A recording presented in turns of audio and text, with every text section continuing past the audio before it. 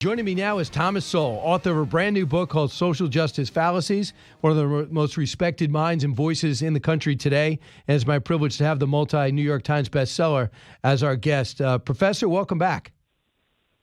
Good being back. First off, tell me about, what do you mean by social justice fallacies? There's some truths that aren't truths, I guess. Well, I think I would say most of the truths in that vision are not true. One of them is, for example, that there's something very strange about different groups, whether by race, sex, or whatever, have very different representation in different kinds of institutions and activities, and that therefore something sinister must be going on. In point of fact, disparities are just virtually universal.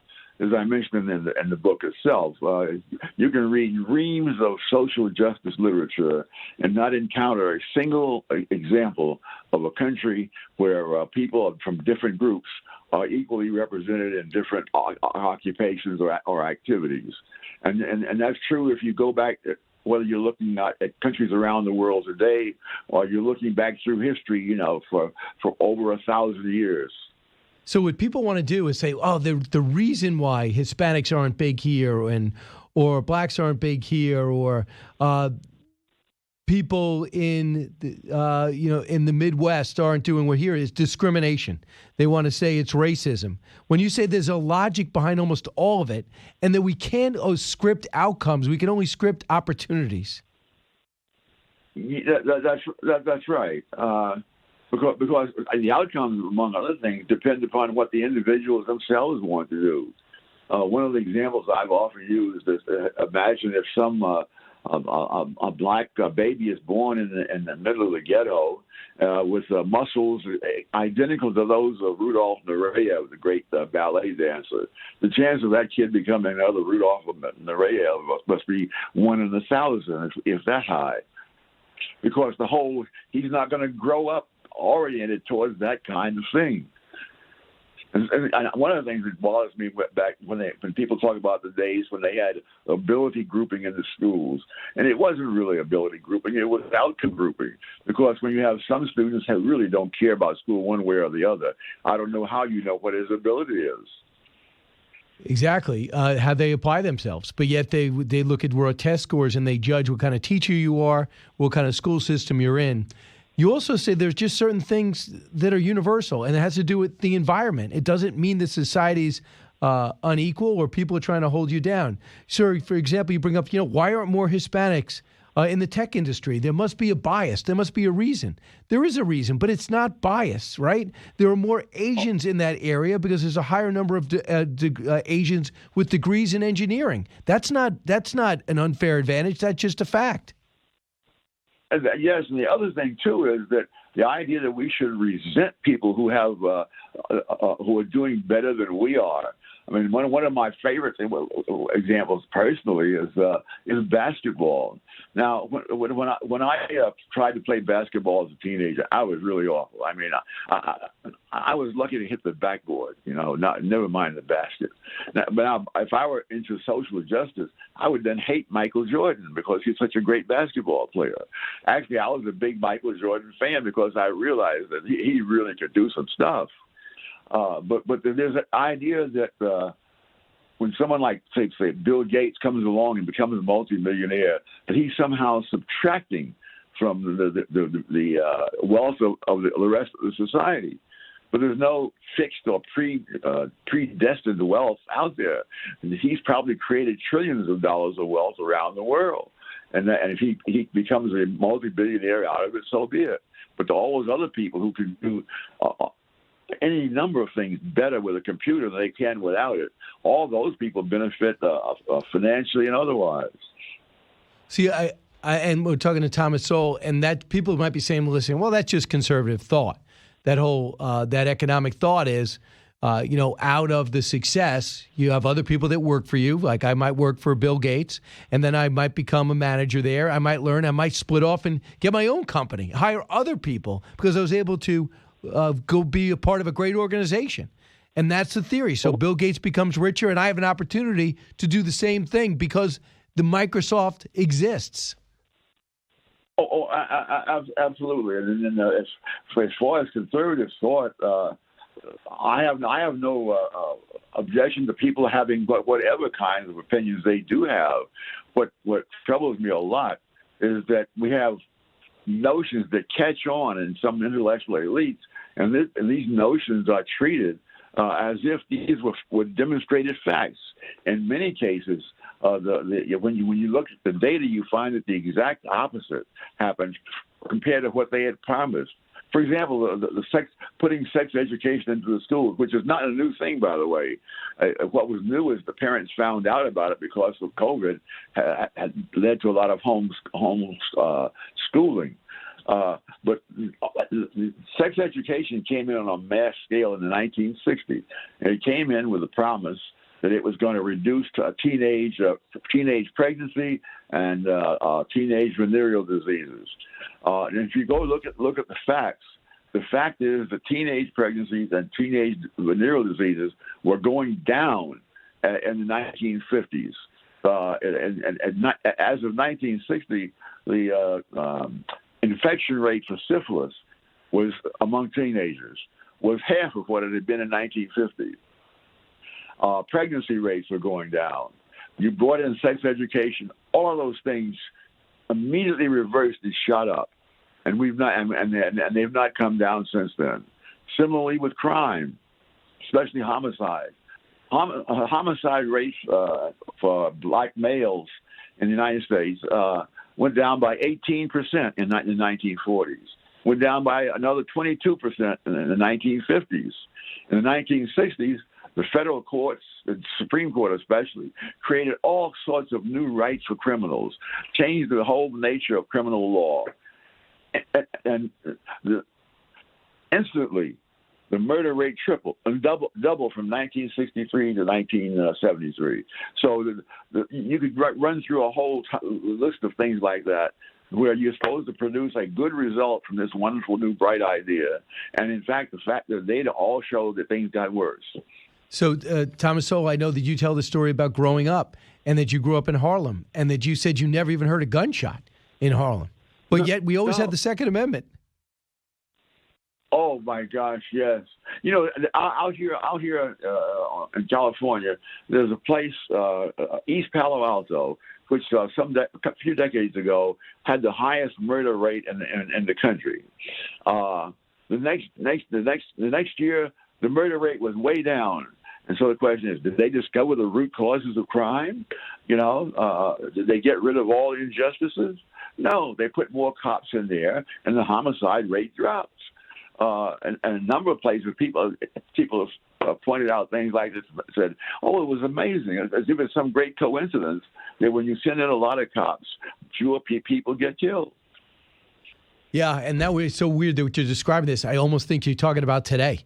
We think the problem was there's too many people in jail and that it's not fair to poor people that they can't afford bail. So now we have zero cash bail, and unless you're a violent criminal, you get to stay out of the court. You get to stay out and be free until your day in court, and you see the results.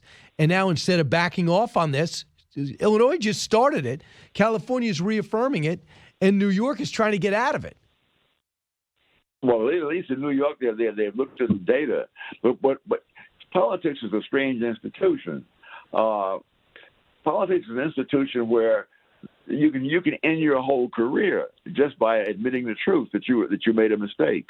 And in the economy, for example, you know, when Coca-Cola tried to change the flavor, and they thought that was a bright idea.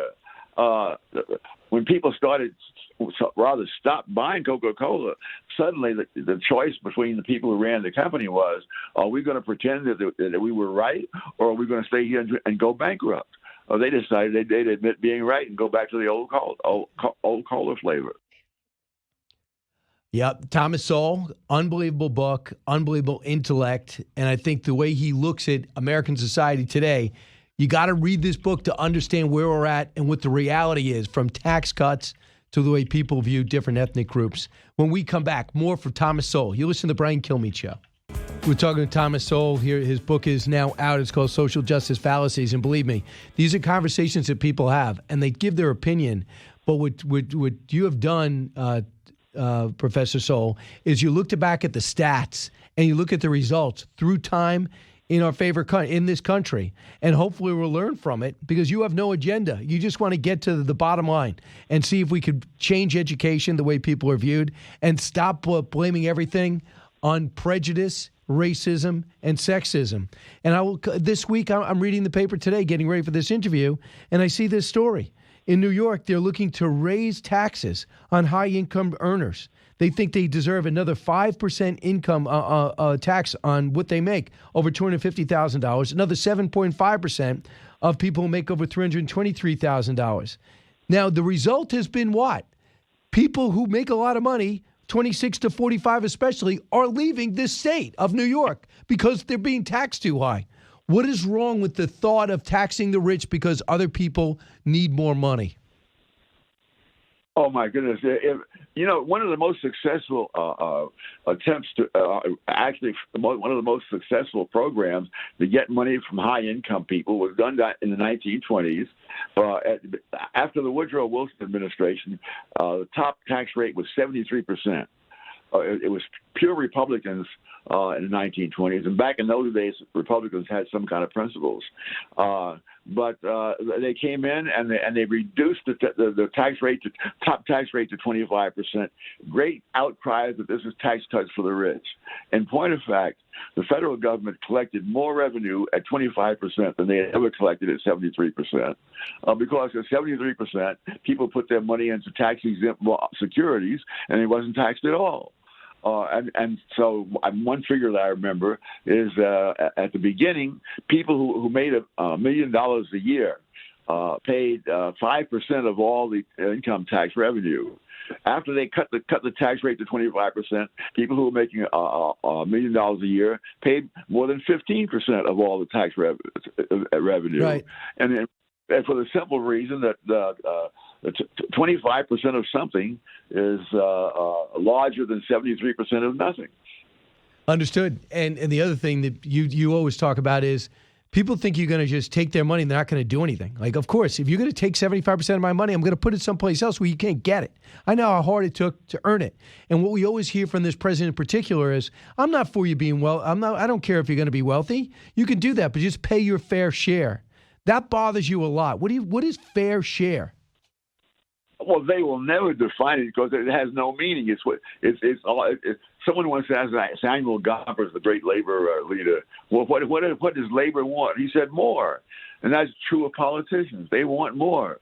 So they can never tell you what the fair share is or on what basis you would figure it if you could, quite aside from whether you'll ever collect it. So, Thomas, the other thing you talk about, too, is civil rights legislation and what it meant. Was there a need? Absolutely. In 1865, we ended the Civil War. Reconstruction kicks in. We have the Compromise of 1877. We take a huge step backwards with the end of Reconstruction, essentially, separate but equal. And the Jim Crow laws come into effect. But the one thing that was happening, as evil as it was, the black family was intact. And as much as no one will ever make excuses for back of the bus, separate water fountains, no one will ever say that that'll ever be okay. The one thing about the black family, can't even say African-American, could be Caribbean American, doesn't matter, is that the family was intact. How important was that family unit in retrospect? Oh, it was huge. It was huge. And you can tell that by what happened when the family disintegrated. There's a monumental study called The Black Family and Slavery and Freedom by Herbert Gutman. Anyone who wants to get some facts as distinguished from rhetoric should read that. There were heartrending stories after the end of slavery where many people began looking for their relatives who had been sold somewhere else, and being illiterate. They would have someone write letters for them. They would send them to some local church where they thought maybe a son, a brother, or a cousin was, and then these would then be read out in the church. And so the enormous struggles to reconstitute families that had been split by slavery itself, going on for decades after the Civil War. And today we have places where there are women on welfare who've had children by a number of men, none of whom take any interest in them, even though the kid is right down the block. And that is not peculiar to blacks, by the way. The very same pattern exists in England, and to the very same degree. And yet there, the underclass is predominantly white. So they have no racism to face. They have no legacy of slavery, and they have the exact same phenomenon. You have it in the schools as well as in the families. And so the seizing upon this historical tragedy to explain everything leaves out the fact that the black family in 1940, more than 4/5 of all black children were raised in two-parent families. Before that century was over, it was down, to less than a third. So this happened after the welfare state came in. So as you see, 1960s meant to help. The stats are undeniable. They didn't, and that's what Tim Scott's saying. That's what Thomas Sowell's research reveals. It's all in his book, Social Justice Fallacies. It's hard to believe that he's in his 90s. What a successful life. What a great mind. And so much more. Welcome back, everybody. It's my privilege to bring you more of my interview with Thomas Sowell. He's the author of Social Justice Fallacies. One of the fallacies is that the Great Society was going to take off under Lyndon Baines Johnson. It was going to make everything equal and make it better for minorities, especially African Americans. There would need to be reform in the 1960s, but the results were anything but great. So Senator Tim Scott brought that up, and people said some horrible things about him for saying it, but he lived it. We begin the interview with Thomas Sowell with a soundbite from Senator Tim Scott. Black families survived slavery. We survived poll taxes and literacy tests. We survived discrimination. What was hard to survive was Johnson's Great Society, where they decided to put money, where they decided to take the black father out of the household to get a check in the mail, and you can now measure that in unemployment, in crime, in devastation. So Democrats got offended that he took on the Great Society. Where do you stand, Thomas Sowell? Every word he said there was absolutely correct. The Democrats should stop being offended and start facing facts. On the other hand, the Republicans are not always facing facts either. So in the Great Society might have been well-intended, but the result was the essential incentivization of getting welfare checks. And if you have, at one point, a single-parent family, you'd get more money. Oh, absolutely. And the data in my book shows that, black married couple families have had poverty rates under 10% for more than a quarter of every year for more than a quarter of a century, starting in 1994. And so differences between races are not necessarily racial differences, either in the sense of genetics or in the sense of discrimination. That where there are behavioral differences from different cultures, which there always are, those who have a certain behavior pattern do not have the same consequences. By contrast, white female-headed families have had much higher poverty rates than black married couple families. It's not the race as such. It's the behavior patterns. And you think one of the great things that happened to you is you did have a two-parent family. You were adopted.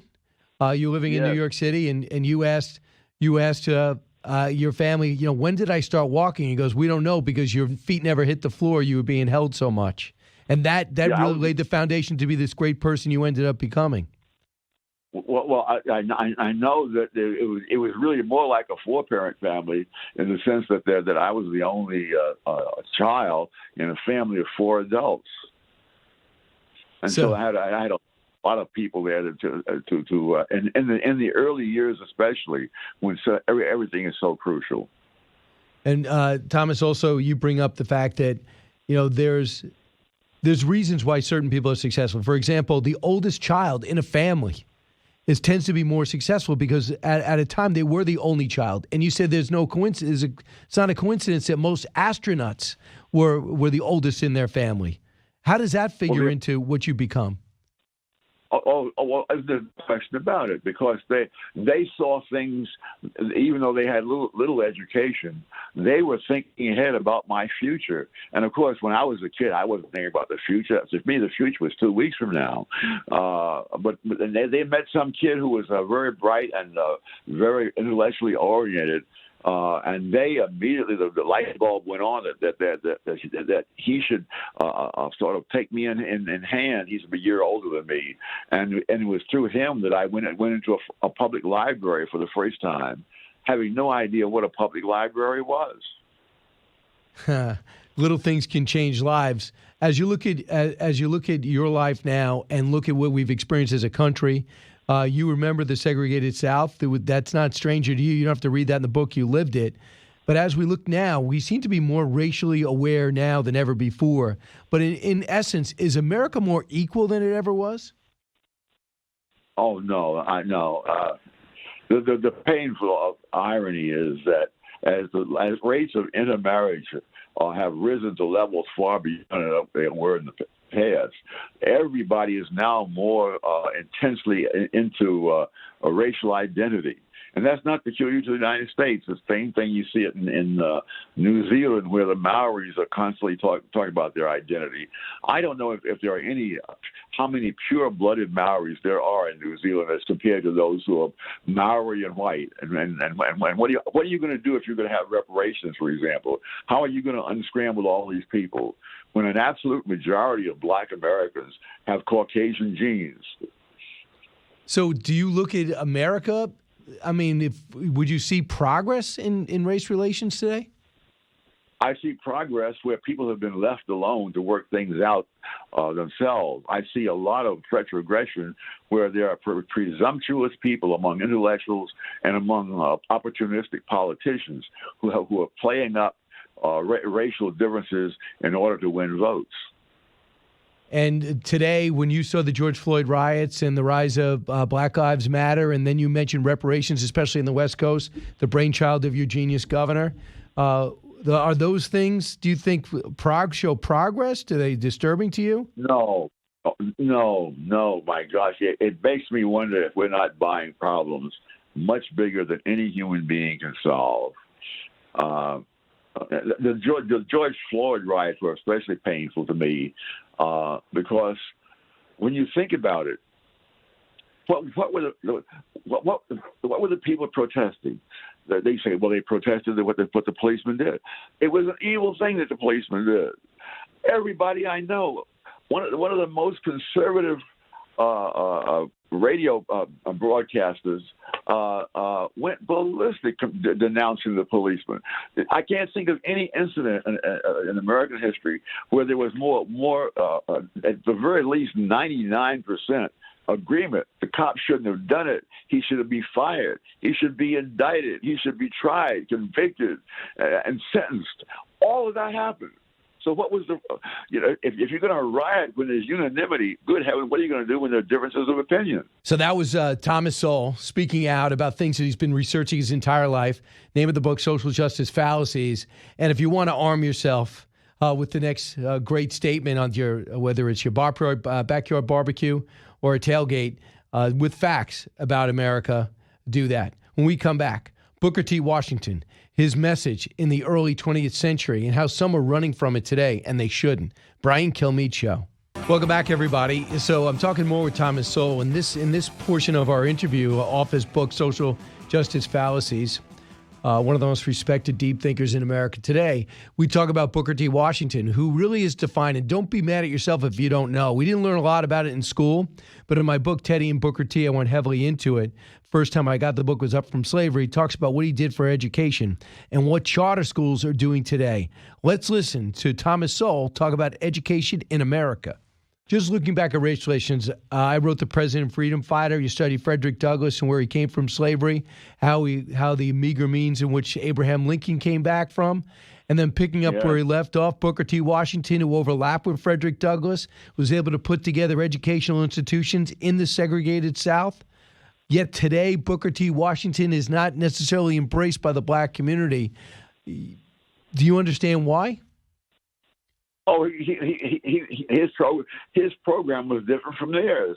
that he was trying to make sure that the blacks acquired skills at Tuskegee Institute, which he founded, and one of the skills they taught was building skills, and so many of those buildings were built by the students themselves on the basis of what they had been taught, and they were making their own bricks, and even in the segregated South, whites would come over to Tuskegee Institute to buy bricks because they could get a better deal there.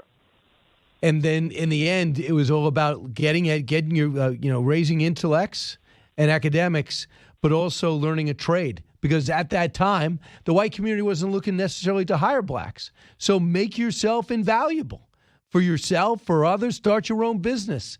Yes, there was segregated South and there was racism. Overcome it was his attitude. Does Thomas Sowell have that same attitude? Yes, I think that we give so much attention to racists. When I look at groups around the world, and I spend a lot of time studying that over the years, the groups that rise from poverty to prosperity almost never have any charismatic leaders who lead them protesting against other groups, no matter how justified the protesting would be. They invest their time and energies into acquiring skills that have value in the marketplace, and that's how they arose. In the United States, for example, there was a time 100 years or so ago when people of Japanese and Chinese immigrants could not legally own property in California. They didn't spend their time worrying about that. They built up their own skills and went on. But now I don't believe racists today can do half as much damage to the younger generation of blacks as the teachers' unions are doing every day. And because the way the low expectations, the lack of quality care, it's not a lack of money, lack of funding. You see the staggering results on academic standards when it comes to the cities. Most of them run by African-American mayors, run by school, most of them are filled with minority students.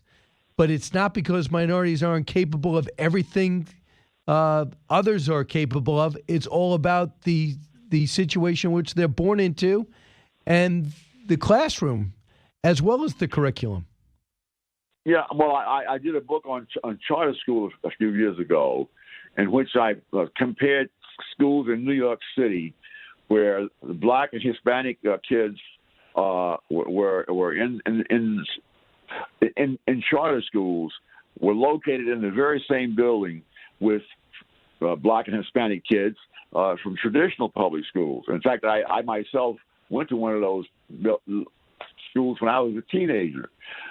In those schools, the black and Hispanic kids who are in the traditional public schools reached the required level of math 7% of the time. In the charter school, in the very same building, serving the very same community, 100% of the students met the standards. Now, you can't explain that by race. You can't explain it by race, and you can't explain it by test bias. So, and the thing is, Dr. Sowell, for the most part, teachers in the public school are even getting paid more, and their days are shorter. So you can't say, well, you get what you pay for. Not really. If you look at what they're producing in these charter schools, you're getting a longer day, more demands, usually a uniform, and the demands result in better results. Worse than that, people don't understand that charter schools were set up with the idea that you would have an experimental kind of school, and if some things worked there, you could transfer that to the larger regular public schools. Fine. What happened is that the charter schools have so outperformed the traditional public schools that the traditional public schools know they're never going to be able to do what the charter schools are doing.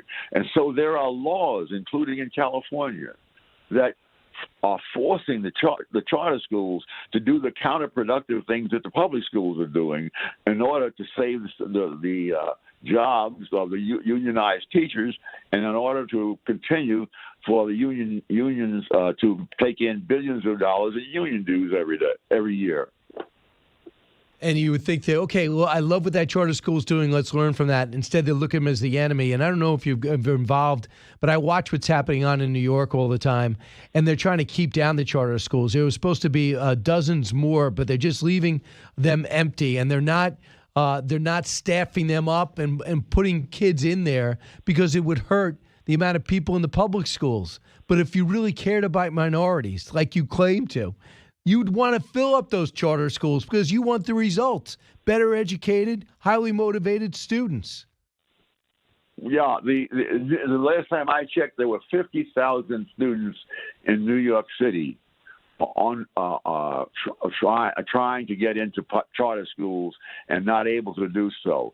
In California, it's even worse. In 2019, a law was passed saying that disruptive students cannot be expelled from charter schools. Now, if in other words, the charter schools had behavioral standards, and so instead of raising the behavioral standards in the public schools, they would rather deliberately handicap the charter school. It is quite cynical. I'd just like to go back in history. By the way, we're talking to Thomas Sowell's new book that you need to read is Social Justice Fallacies. He goes out and gets the facts about institutions and the families and races, and lets everybody know that we aren't necessarily we're not in a racist society. There were societal reasons why certain things happen. And one of the things we could all do is if you want to raise somebody, you raise them in a stable family. That's probably the best thing you could do if you want your kid to be successful. But just looking back in history, it's just amazing how the smartest people, if you look back in time, had opinions because that's how they were brought up. I know Benjamin Franklin was brought up, and he was a guy who had slaves. And he just thought, well, whites are smarter than blacks, and that's just the way it is. And then later on, he would find out and see black kids in school and see the results and start noticing there is no difference. He became the ultimate abolitionist in his lifetime. And then other people like Booker T. Washington would notice that people were brought up in environments where they were always told from the time they were kids that whites were smarter than blacks or blacks weren't smart, and that would gradually change with time. And then you see people like Andrew Carnegie and the rich and famous will stand up and speak out and support people like Booker T. Washington and do the best they can to help the African-American cause because things change. People are born with perceptions, and they're wrong. But it doesn't mean they're necessarily evil. It means they need to be better educated and exposed to the realities, which your book does with exposing the fallacies. But if you look back in time and you say, well, Benjamin Franklin had slaves, we got to hate him, or George Washington had slaves, we got to hate him, I think that's a very dangerous thing to do, don't you? Yes. What our schools are doing is teaching kids to hate strangers who have done nothing to them.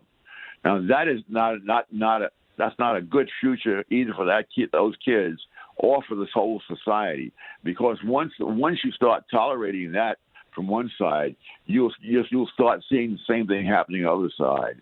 And at that point, there'll be such outrage that the actual substantive issues won't matter anymore. There'll be people out for revenge and counter-revenge, on and on.